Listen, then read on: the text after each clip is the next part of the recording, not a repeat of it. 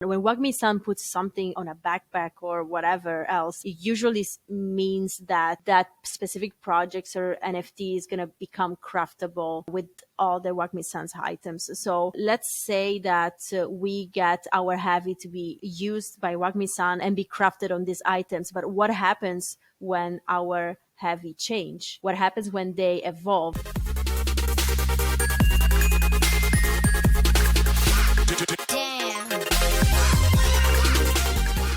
GM, everybody, GM, this is Atare. We have Maybe. This is the heavy metal episode. Maybe, what is June? What's in June?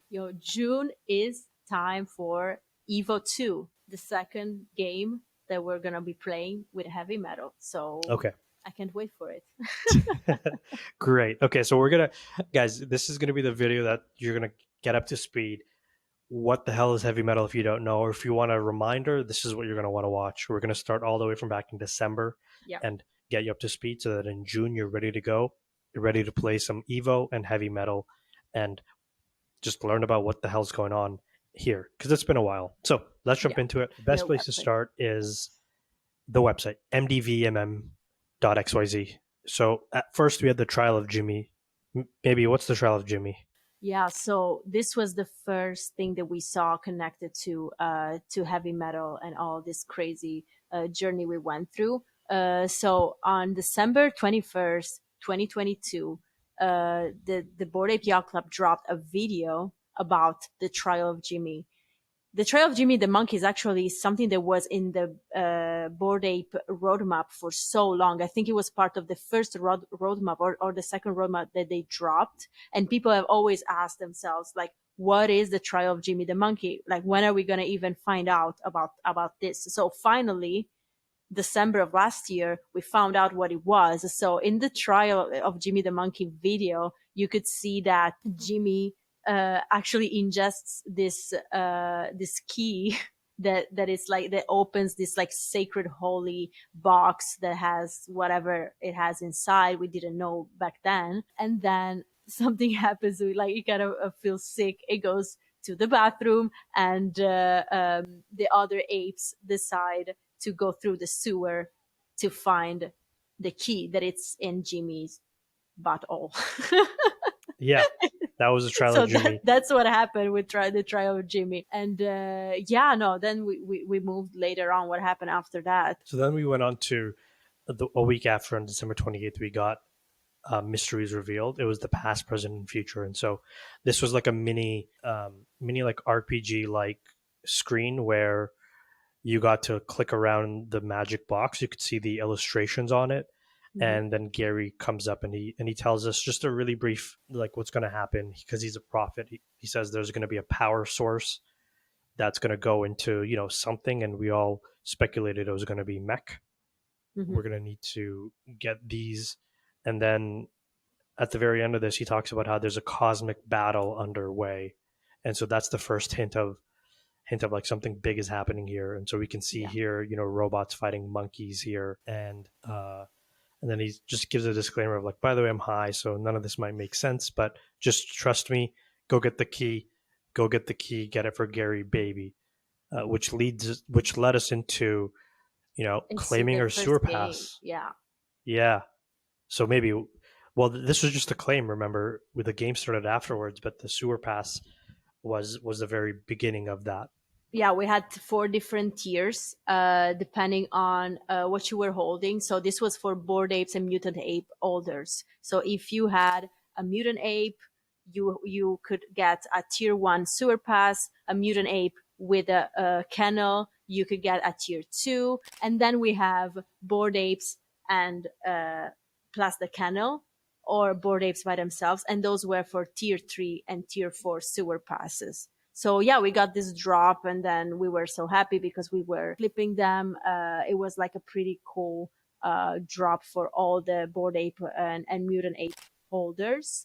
And then after that, we found out what the sewer pass was going to do, which was like letting us play in the game that they dropped later on. Yeah, so then we had, of course, Dookey Dash. So this was Dookey Dash. We all played for 3 weeks. And to give you an idea, if you weren't there, this is what it looked like.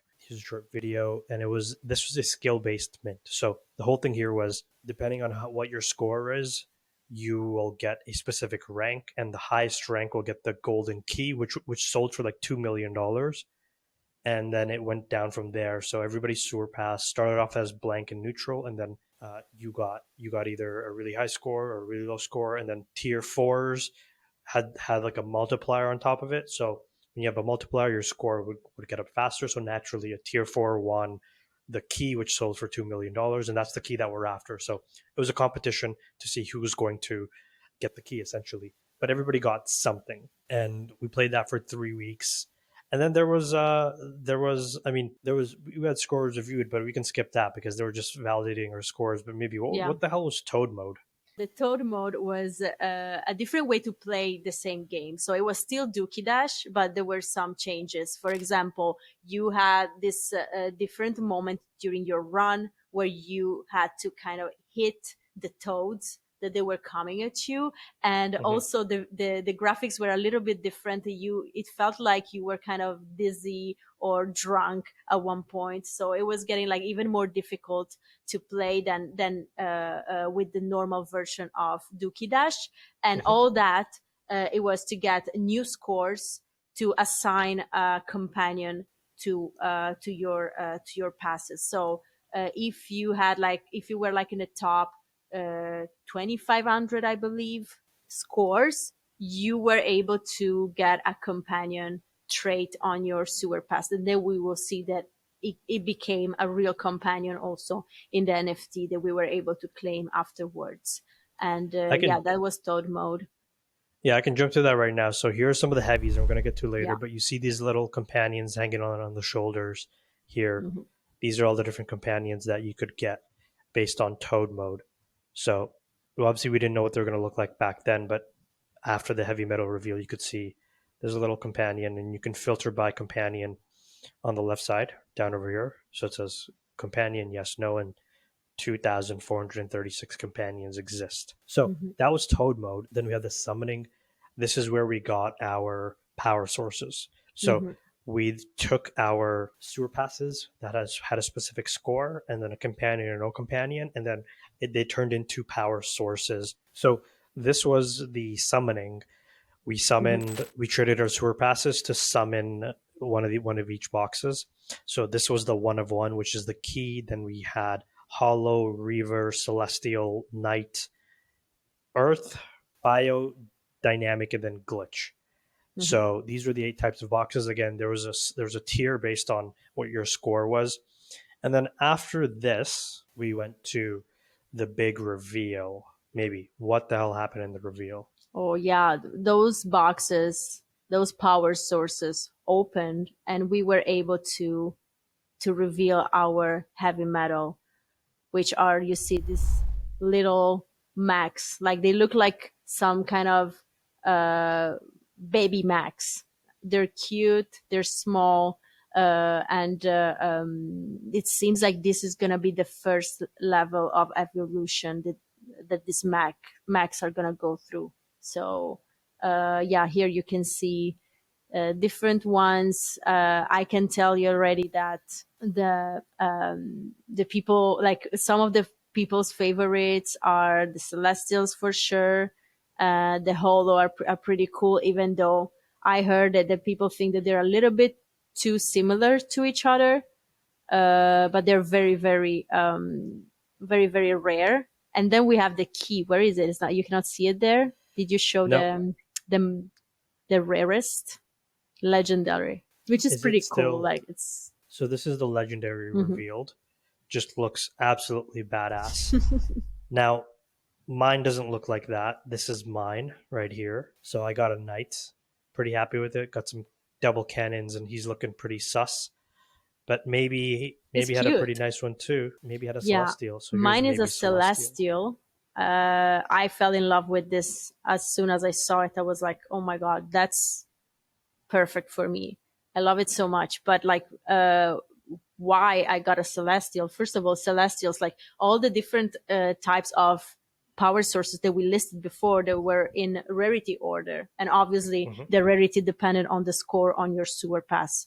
So it means that even though I had a tier 1 sewer pass, I was able to get a pretty high score to be able to land a celestial. But the thing is that I didn't do my score. So if you people were around that period of, maybe you don't know, when we were able to play Dookey Dash, there was also a function connected with our Dookey Dash sewer pass. We could use Worm XYZ or Delegate Cash to actually delegate someone else to use our sewer pass. So what happened is that a lot of people got paid to play for you. So for example, if you are not good enough as a gamer, you tried and you just weren't able to make it, but you know someone that can play very good, can do a high score, you could either, maybe they'll do it for free for you, but I know that many people like me paid to get a higher score on their sewer pass. And that's why my heavy ended up being a celestial. And I'm happy with my purchase, I have to say. Gonna thank Keidashi. Thank you so much, Keidashi. But that was like, yeah, pretty good reveal. One of my favorite reveals ever. Yeah, and so that leads us all the way to A blog post that explains a little bit of the traits of the different heavy metals. So here's the blog post that maybe was referring to, and it talked about a little while back, a whole bunch of you sped through sewers beneath the swamp trying to win a key, and Mongrel was the person that won it. He's a professional gamer and sold it for something like 2 million. But here's the trait system. So it says there are 8 types of heavies and over 1,050 traits across the collection. The trait system for heavy metal collection was developed based on a steep rarity scale within each heavy metal class. It was not a simple journey. Gary's Wheat didn't help. So it talks about, we experimented with 5 different models and measured the similarities between each of the heavy metals. And it just talks about the different models here. We'll talk about this image in just a moment, but the question is, how does this affect heavy rarity? So the token IDs for heavies were assigned based on the sewer pass. We know that. And then your final sewer pass rank from Dookey Dash is where your heavy will land in terms of rarity. So in other words, the rarity of your heavy is predetermined based on the ranking and is not randomized upon summoning. So, I mean, essentially what it's saying is that if you got a celestial, but you had the highest score for a celestial bracket, you had the most rare looking celestial, and so on and so forth. That's the gist of it. Yeah. Maybe let's talk about this right here, because this is the journey to Evo 2 right here, this image. Now we are at the first stage with our little baby mechs, which are the ones that you saw right now, which was the Evo 1. And what we saw in this image and what we understood from this image is that our heavy metals are gonna be evolving.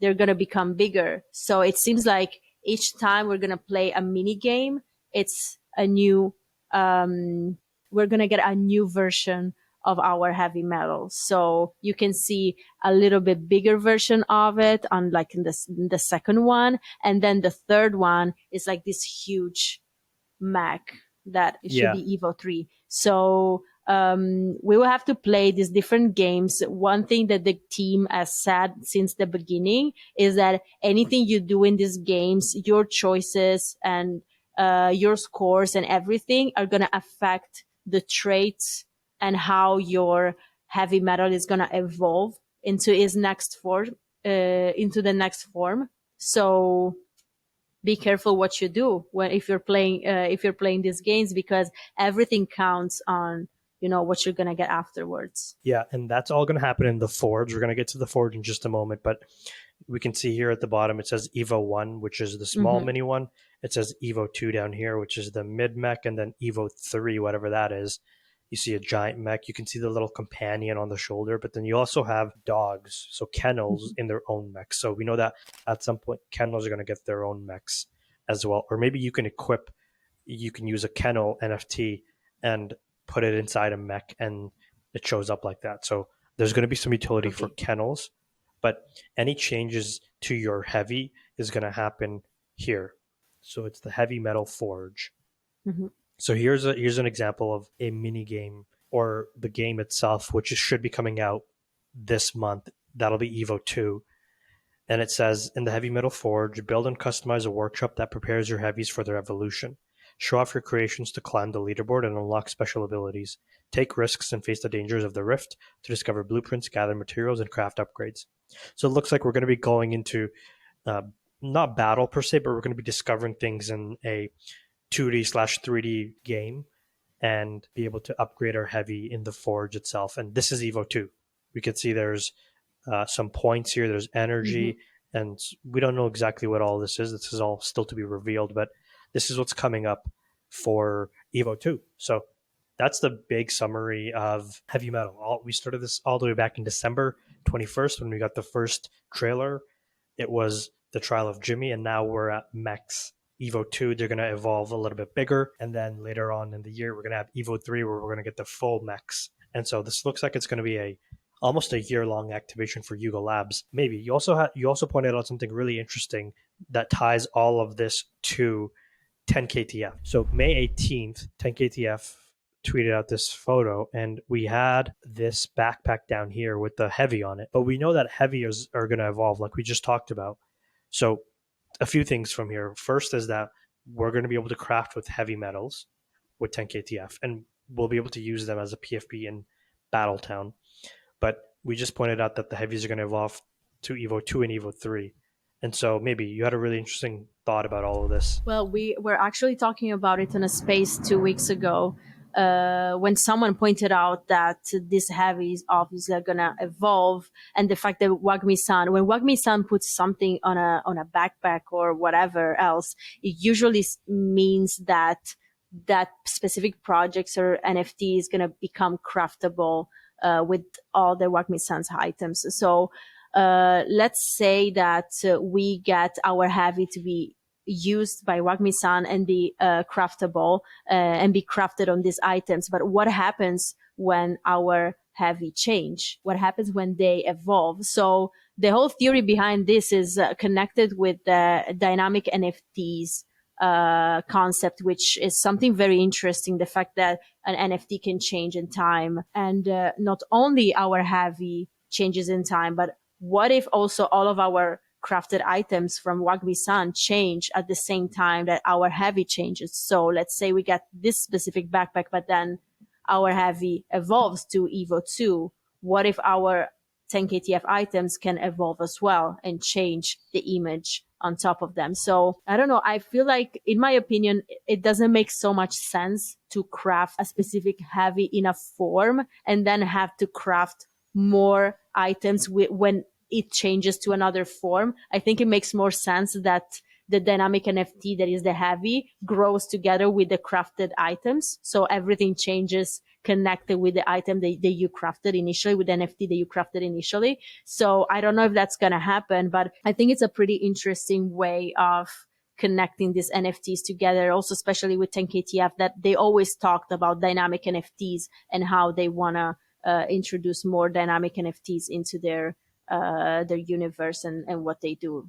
I think this could be a good chance to do that. Yeah. So that's the basic recap of Heavy Metal. Evo 2 is launching this June, so make sure you're following Bored Ape Yacht Club on Twitter and The Damn Show, because we're going to be covering all of this on our live streams as this unfolds, and we're excited to see what Evo 2 has in store for us. What do you guys think? What do you think Evo 2 is going to be? Are we going to be playing?